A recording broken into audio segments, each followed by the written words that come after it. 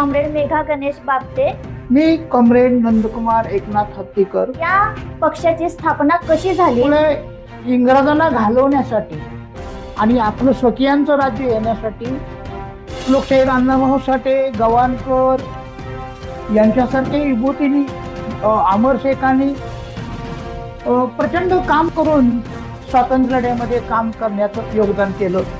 Comrade शहीद आझम भगतसिंग आणि त्यांची टीम सुखदेव राजगुरू वगैरे तरुणांनी स्वातंत्र्य लढ्याच्या ह्याच्यामध्ये उडी घेतली.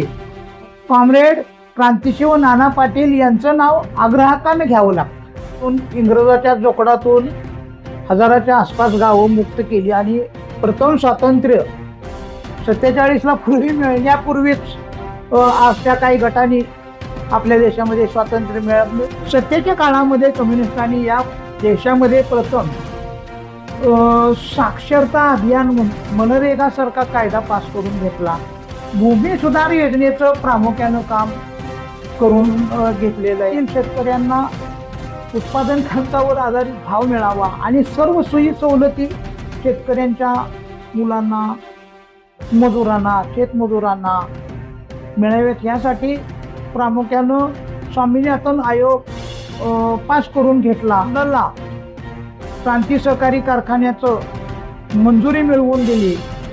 काम करत असताना या देशामध्ये एकही दंगा होऊ दिला नव्हता. असं झाल्यानंतर त्यांना घर तर नाहीच आहे त्यांच्या नावावर, परंतु बँकेमध्ये फक्त 600 रुपये होते.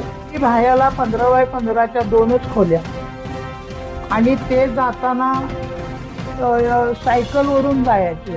सत्तेला सगळी हापापलेली आहे. पंतप्रधान होण्याची संधी मिळाली होती, परंतु मूल्याधारित राजकारणावर आधारित आपलं काम होणार नाही हे ओळखून त्यांनी पंतप्रधान पदासारखं एक मोठं पद सुद्धा डावलून टाकलं. कोणत्याही कम्युनिस्ट पार्टीच्या कार्यकर्त्याच्या मागं ईडी, CBI, NIA तुमच्या जेवढ्या काही तुमच्या एजन्सी आहेत त्या पकडायच्या, त्या लावा जरी म्हटलं तरी कोण आमच्याकडे येत नाही. एवढं कम्युनिस्टांचं वेगळेपण मोठं आम्हाला जाणवतं. कम्युनिस्ट नसलेले साधे सरपंच सुद्धा कोट्याधीश होतात. इतका हा फरक कम्युनिस्टांच्या मध्ये आणि सध्याच्या प्रचलित व्यवस्थेमध्ये आहे. पक्षाचे आपले विविध स्थानिक स्वराज संस्थांमध्ये उमेदवार निवडणूक लढवत आहेत. ते लोकांना आश्वासन देत आहेत की आम्ही पक्ष बदलणार नाही, आम्ही तुमचं काम करणार, आम्ही मत चोरी करणार नाही, मत विक्री, मत तुमची खरेदी या गोष्टीत असणार नाही. संसदीय पद्धतीनं मानवी मूल्याला आधारित धरून तुम्ही आम्हाला जर मतदान केलं तर आम्ही तुमची कामं करू. सेशन काम करत असताना जी भूमिका पार्टीने घेतली होती ती पूर्णपणे TN शेषनच्या बाजूने होती. नमस्कार, मी comrade Megha Ganesh Bapte. Palus news express मध्ये आपलं सहर्ष स्वागत आहे. आज आपल्या सोबत आहेत कॉम्रेड नंदकुमार हत्तीकर साहेब. नमस्कार साहेब, आपला परिचय सांगा. नमस्कार, मी कॉम्रेड नंदकुमार एकनाथ हत्तीकर. मी भारतीय कम्युनिस्ट पक्षाचा एक क्रियाशील कार्यकर्ता आहे आणि गेली 37 वर्ष कम्युनिस्ट पार्टीशी एकनिष्ठ आहे. गेल्या जानेवारीपूर्वी मी भारतीय कम्युनिस्ट पक्षाचा 5 वर्ष जिल्हा सचिव म्हणून कार्यरत होतो. त्यानंतर माझ्याकडं आता जिल्ह्याच्या कौन्सिल सदस्य म्हणून मी काम करतो. त्याचबरोबर पार्टी अंतर्गत असणारी महाराष्ट्र राज्य किसान सभेचा मी स्टेट कौन्सिलचा मेंबर आहे. त्याचबरोबर अखिल भारतीय दलित अधिकार आंदोलनाचाही स्टेट कौन्सिल मेंबर आहे. तर कॉम्रेड, भारतीय कम्युनिस्ट पक्षाला 100 वर्ष पूर्ण झालेले आहेत. तर या पक्षाची स्थापना कशी झाली व त्यामागचा उद्देश नेमका काय होता? बरोबर आहे, या पक्षाला 100 वर्षे पूर्ण झाली आणि त्याचा तो गौरवशाली इतिहास मांडताना आज या मुलाखतीद्वारे मला अतिशय आनंद होत आहे. तत्पूर्वी इंग्रजांच्या काळामध्ये या देशामध्ये तसं जीवन जगणं असह्य झालं होतं. त्यामुळे इंग्रजांना घालवण्यासाठी आणि आपलं स्वकीयांचं राज्य येण्यासाठी विविध ग्रुप या देशामध्ये झगडत होते. ते काही सशस्त्र क्रांतिकारी होते, काही अहिंसक होते. आणि त्यातून 1920 साली प्रथम एका गटानं आयटक नावाची एक या देशात काम करणाऱ्या लोकांची संघटना तयार काढली आणि त्या आयटक म्हणजे all India trade union Congress त्याला म्हणतात. त्याच्या माध्यमातून परत लढ्याच्या चळवळीची सूत्र त्या संघटनेने घेतली आणि स्वातंत्र्य लढ्यामध्ये लढण्यासाठी एक आपलं एक विचारपीठ असावं या उद्देशाने कामगारांच्या मदतीनंच, कष्टकऱ्यांच्या मदतीनंच आणि किसानांच्या मदतीनं भारतीय कम्युनिस्ट पक्षाची स्थापना कानपूर येथे 26 डिसेंबर 1925 ला झाली. त्यावेळेला सर्व घटकातील कम्युनिस्ट पार्टीच्या स्थापनेमध्ये प्रमुख नामवंत मंडळी होती.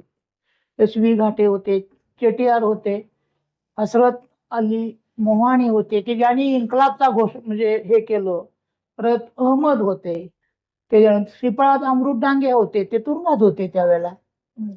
त्याच्यानंतर ह्याच्यामध्ये 1925 ला जे पहिलं पार्टीचं अधिवेशन झालं त्यामध्ये एस.व्ही. घाटे म्हणून सचिव म्हणून प्रथम सरचिटणीस म्हणून निवडून आले आणि मग नंतर हळूहळू पक्षाची स्थापना वृंदीगत होऊन परत 1925 ला स्वातंत्र्य लढ्याची म्हणजे या भारताला स्वातंत्र्य मिळालं पाहिजे म्हणून कम्युनिस्ट पार्टीनं 1925 ला एक ठराव केला आणि स्वातंत्र्य लढ्यामध्ये कम्युनिस्टांची बाजू पूर्णपणे इंग्रजांच्या मुक्ततेतून म्हणजे जोखडातून भारत मुक्त झाला पाहिजे असं म्हणणारा हा भारतीय कम्युनिस्ट पक्ष होता. त्याच्यानंतर मग हळूहळू पुढं पक्षाचं काम वाढत गेलं आणि मग पक्ष रचनेला हळूहळू सुरुवात झाली. प्रथम 1928 ला पण एक चांगला निर्णय झाला होता. त्यावेळेला ओबीसीच्या प्रश्नावर पार्टीनं भूमिका घेतलेली होती. त्याच्यानंतर भारताचे एक आयकॉन त्यावेळेचे शहीद भगतसिंग त्यांना या भारतामध्ये स्वातंत्र्य हवं होतं पण ते समाजवादी भारत त्यांना हवं होता त्यामुळे ते लढत होते आणि नंतर त्यांना मग 1931 ला फाशी झाल्यानंतर काही भारतातल्या कम्युनिस्टांनी काही युवकांनी प्रथम मग विद्यार्थी संघटना 12 ऑगस्ट 1931 ला विद्यार्थी संघटना स्थापन झाली आणि त्यातूनच पुन्हा मग फार मोठं पदार्पण कम्युनिस्ट पार्टीचं उभं राहिलं. त्याच्यामध्ये अजय घोष यांचं नाव घेता येईल. त्याच्यानंतर परत 1936 ला लगेच किसानांच्या प्रश्नावर या देशामध्ये काम करताना स्वातंत्र्य लढ्याच्या आधी सुद्धा या किसानांचं शोषण प्रचंड होत होतं, इंग्रजांच्याकडूनही होत होतं. त्यामुळे स्वामी सहजानंद यांच्या नेतृत्वाखाली 11 एप्रिल 1936 ला अखिल भारतीय किसान सभा स्थापन झाली आणि अशानंतर वाढत गेल्यानंतर स्वातंत्र्य लढ्यामध्ये लोकांच्या मध्ये जागृती यावी आणि सांस्कृतिक लढ्याच्या माध्यमातून लोकांना जागृत करण्यासाठी आयटक नावाची इप्टा, त्याला इप्टा म्हणतात, ते सांस्कृतिक त्याला विंग म्हणू आपण, त्याची स्थापना झाली. त्याच्या माध्यमातून लोकशाहीर कॉम्रेड अण्णाभाऊ साठे, साहिर लुधियानी, ए.के. हंगल यासारखे स्वातंत्र्य लढ्यामध्ये सहभाग घेणारे कलाकार पण निर्माण झाले.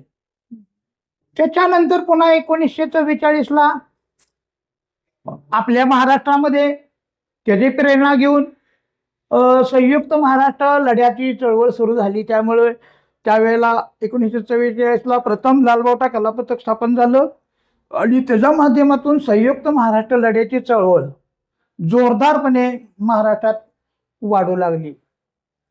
आणि आगामी काळात परत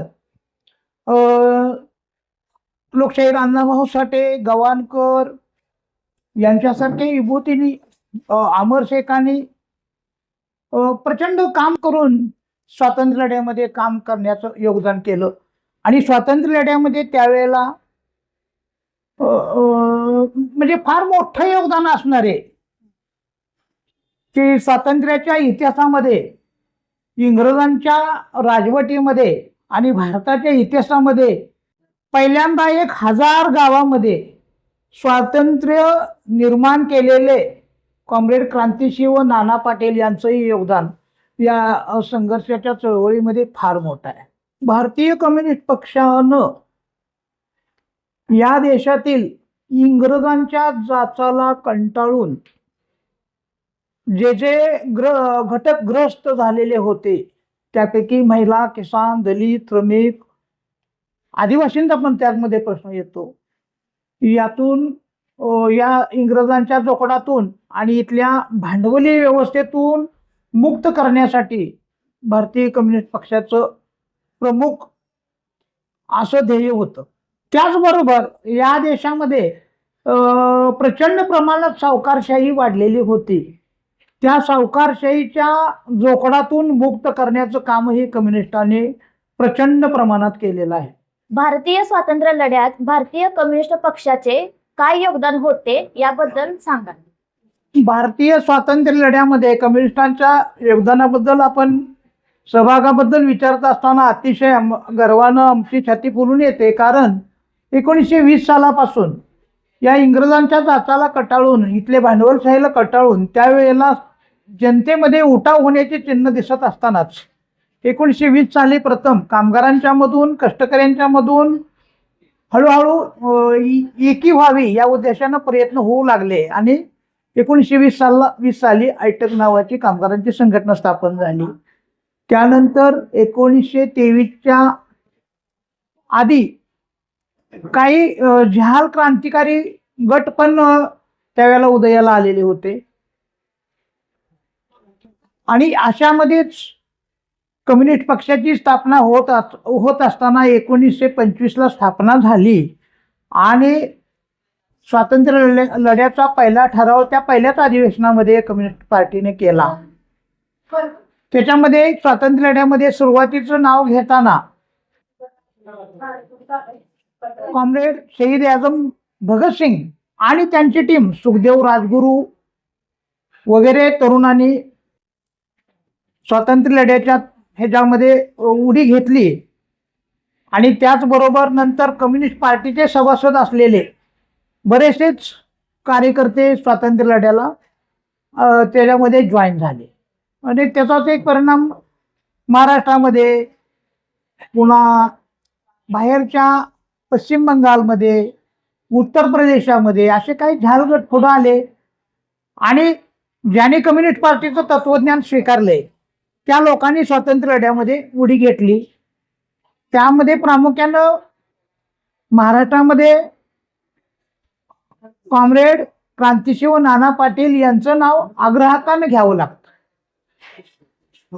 त्यांनी इंग्रजांना सळो की पळो करून सोडलं. आणि तेलेजावच्या आधी त्यांनी इथं इंग्रजांना आपल्या सशस्त्र लढ्याच्या माध्यमातून बंड करून हादरा देण्यास सुरुवात केली.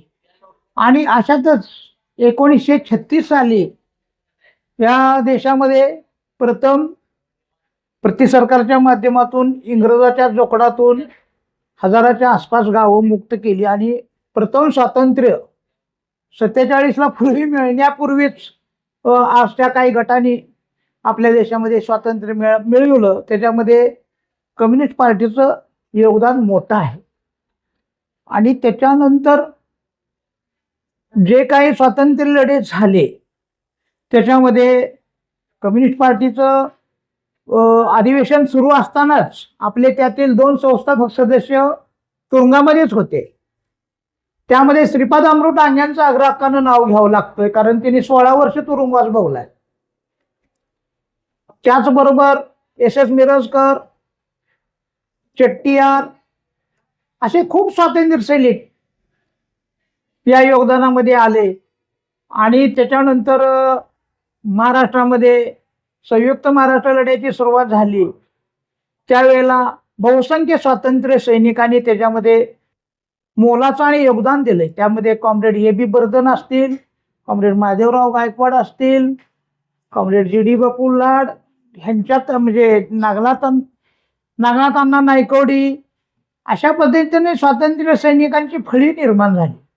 आणि आपल्या संयुक्त महाराष्ट्र लढ्याच्या आधीच स्वातंत्र्याच्या कालखंडामध्ये या लोकांनी इंग्रजांना खूप सळोकी पळू करून सोडलं आणि या देशाला मुक्त करण्याचं काम भारतीय कम्युनिस्ट पक्षाच्या बहुसंख्य कार्यकर्त्यांनी केलेलं आहे.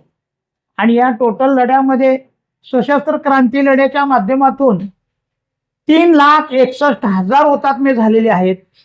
त्याच्यामध्ये बहुसंख्य कम्युनिस्ट कार्यकर्ते असल्याचं आम्हाला आढळून येतंय.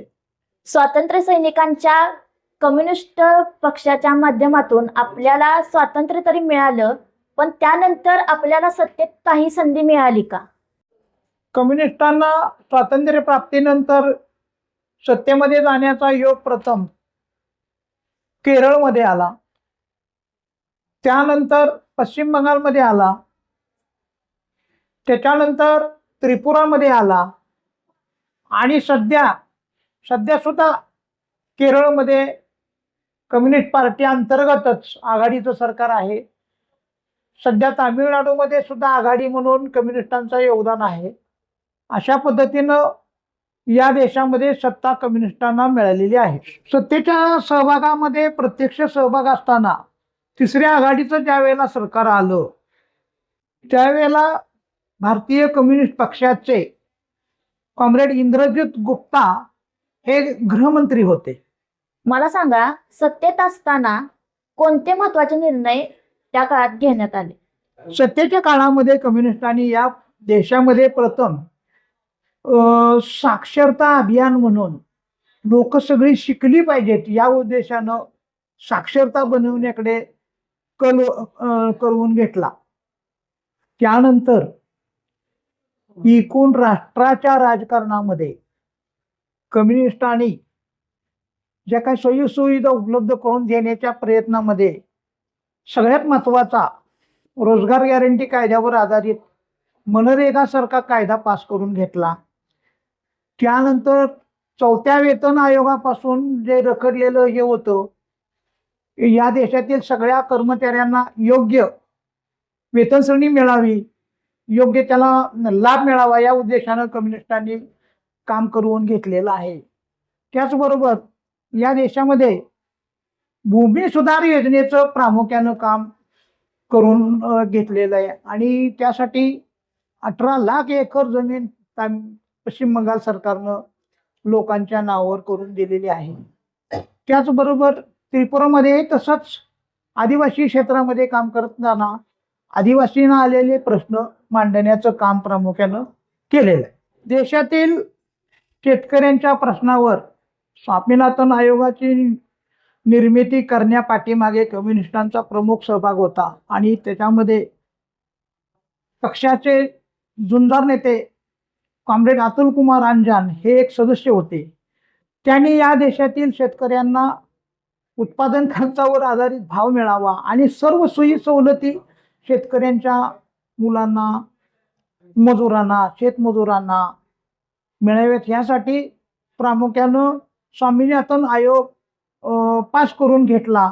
आणि स्वामीनाथन आयोग पास जर झाला तर या देशामध्ये शेतकऱ्यांचं चित्र पूर्णपणे पालटून एक शेतीच्या जवळ भारत आर्थिक महासत्ता होण्याची सुद्धा शक्यता निर्माण केली, असा तो निर्णय आहे. त्यानंतर या देशामध्ये भारतातील सहकारी व्यवस्थेमध्ये प्रथम कम्युनिस्टांनी कुंडलला क्रांती सहकारी कारखान्याचं मंजुरी मिळवून दिली आणि त्याचं श्रेय प्रामुख्यानं कॉम्रेड चतुरानंद मिश्रा यांना जातं. त्याचबरोबर या देशाचे 18 महिने गृहमंत्री असलेले कॉम्रेड इंद्रजित गुप्ता यांनी काम करत असताना या देशामध्ये एकही दंगा होऊ दिला नव्हता. ती स्मरणात आमच्या अजूनही आहे. कॉम्रेड, कम्युनिस्ट नेत्यांचे वेगळेपण काय सांगाल? कम्युनिस्ट नेत्यांचं वेगळेपण सांगत असताना प्रथम आपल्याला नाना पाटलांचं नाव घ्यावं लागतं. त्यावेळेला ते बीडला ज्यावेळेला इलेक्शन लढले त्यावेळेला ते फक्त 50 रुपये घेऊन आले, 50 रुपये घेऊन गेले होते आणि ते लढले. आणि खासदार म्हणून लढत असताना त्यांनी केलेली ऐतिहासिक कामगिरी लक्षात घेता लोकांना म्हणजे शंका येत असावी की त्यांनी किती मिळवलंय वगैरे. म्हणजे ते त्यांचा अंत झाल्यानंतर त्यांना घर तर नाहीच आहे त्यांच्या नावावर, परंतु बँकेमध्ये फक्त 600 रुपये होते. हे त्यांचं मोठे म्हणजे वेगळेपण आहे. त्याचबरोबर त्रिपुरासारख्या मुख्यमंत्र्यांच्या घरी राहायला 15x15च्या 2च खोल्या आणि ते जाताना सायकलवरून जायचे, सायकलवरून यायचे. हे असं त्यांच्यातलं वेगळेपण अशा पद्धतीनं आहे. त्याच पद्धतीनं सगळ्यात वेगळेपण महत्वाचं. आता बघा सत्तेला सगळी हापापलेले आहेत. पश्चिम बंगालचे मुख्यमंत्री यांना देशाचं पंतप्रधान होण्याची संधी मिळाली होती, परंतु मूल्याधारित राजकारणावर आधारित आपलं काम होणार नाही हे ओळखून त्यांनी पंतप्रधान पदासारखं एक मोठं पद सुद्धा डावलून टाकलं. इतकं त्यांचं वेगळेपण मोठं आहे. आणि आज आम्ही लोकांनी प्रश्न विचारल्यानंतर आणि तुमचं कुठं काय आहे या देशात वगैरे असं विचारतात आम्हाला, तर त्यावेळेला आम्ही सांगतो बाबा तुम्ही आमच्या कोणत्याही कम्युनिस्ट पार्टीच्या कार्यकर्त्याच्या माग ईडी, CBI, NIA तुमच्या जेवढ्या काही तुमच्या एजन्सी आहेत त्या पकडायच्या, त्या लावा जरी म्हटलं तरी कोण आमच्याकडे येत नाही. एवढं कम्युनिस्टांचं वेगळेपण मोठं आम्हाला जाणवतं. त्रिपुरा राज्यामध्ये 15 वर्ष राज्य करून कॉम्रेड माणिक सरकार यांच्या खात्यावर शेवटी फक्त म्हणजे राज्य संपल्यानंतर 15,000 रुपये असतात. उलट या देशामध्ये सध्याच्या प्रचलित व्यवस्थेतले कम्युनिस्ट नसलेले साधे सरपंच सुद्धा कोट्याधीश होतात. इतका हा फरक कम्युनिस्टांच्या मध्ये आणि सध्याच्या प्रचलित व्यवस्थेमध्ये आहे. आजच्या राजकीय परिस्थितीत भारतीय कम्युनिस्ट पक्षाची नेमकी काय भूमिका आहे? संसदीय लोकशाहीमध्ये भारतीय कम्युनिस्ट पक्षाची सध्याच्या स्थितीमध्ये शुद्ध आणि संविधानिक मूल्यांना धरून अशी भूमिका आहे. सध्या जर आपण राजकीय भूमिका तपासायला गेलो तर बघा, चिन्ह एका पक्षाचं दुसऱ्या पक्षाचं एक किती दिवस कोर्टात चालतंय, काय चालतंय, ह्याला काहीच म्हणजे अर्थच उरलेला नाही. या उलट बघा, भारतीय कम्युनिस्ट पक्षाचं एकच चिन्ह 1955 सालापासून आजही आहे. आजही आत्ताच्या प्रचलित राजकारणामध्ये सुद्धा भारतीय कम्युनिस्ट पक्षाचे आपले विविध स्थानिक स्वराज संस्थांमध्ये उमेदवार निवडणूक लढवत आहेत. ते लोकांना आश्वासन देत आहेत की आम्ही पक्ष बदलणार नाही, आम्ही तुमचं काम करणार, आम्ही मत चोरी करणार नाही, मत विक्री, मत तुमची खरेदी या गोष्टीत असणार नाही. संसदीय पद्धतीनं मानवी मूल्याला आधारित धरून तुम्ही आम्हाला जर मतदान केलं तर आम्ही तुमची कामं करू आणि आम्ही शेवटपर्यंत बदलणार नाही. अशा पद्धतीने आजही आमची लोकांना मत मागण्यासाठी गेलेलं त्यावेळेला हे सांगत असतात. अशा पद्धतीनं कम्युनिस्ट पक्षाची भूमिका आहे. आणि शिवाय आमच्या कम्युनिस्ट पार्टीचे कॉम्रेड ए बी बर्धन यांच्या हयातीमध्ये कम्युनिस्ट पक्षाच्या सुधारणेमध्ये आपण निवडणूक आयोगाच्या मध्ये सुद्धा सुधारणा झाली पाहिजे आणि ती सुधारणा काय असली पाहिजे हे पण आपल्याला सांगून ठेवलेलं आहे. आणि एकेकाळी बघा TN शेषन काम करत असताना जी भूमिका पार्टीने घेतली होती ती पूर्णपणे TN शेषनच्या बाजूने होती. आता निवडणूक आयोगाची भूमिका आणि लोकशाही न्यायव्यवस्था याची सांगड कुठेही बसताना दिसत नाही. या उलट कम्युनिस्ट पार्टीचं स्पष्ट आणि असं मत आहे की लोकशाही निपक्ष पद्धतीनं राहायची असेल तर मतविक्री, मतचोरी, मतखरेदी यापासून कम्युनिस्ट पार्टी कोसो दूर आहे. कम्युनिस्ट पार्टीच्या स्थापनेला 100 वर्ष पूर्ण झाल्याबद्दल आज पलूस न्यूज एक्सप्रेसने कम्युनिस्ट पक्षाला जी दाद दिली त्याबद्दल आणि आमचा इतिहास लोकांसमोर पोहोचवण्याची जी काय आम्हाला संधी निर्माण करून दिली त्याबद्दल पलूस न्यूज एक्सप्रेसचे संपादक आणि त्याला मदत करणारी त्यांची जी टीम आहे त्या सर्व टीमचं मी धन्यवाद देतो, आभार मानतो. जय भीम, लाल सलाब, इन्कलाब जिंदाबाद. धन्यवाद कॉम्रेड. भारतीय कम्युनिस्ट पक्षाला 100 वर्ष पूर्ण झाल्याबद्दल आमच्याशी संवाद साधला याबद्दल तुमचे मनपूर्वक आभार. तर हे होते भारतीय कम्युनिस्ट पक्षाचे कॉम्रेड नंदकुमार हत्तीकर साहेब. अशाच नवनवीन मुलाखती पाहण्यासाठी पलूस न्यूज एक्सप्रेसला सबस्क्राईब करा, लाईक करा आणि नक्की शेअर करा.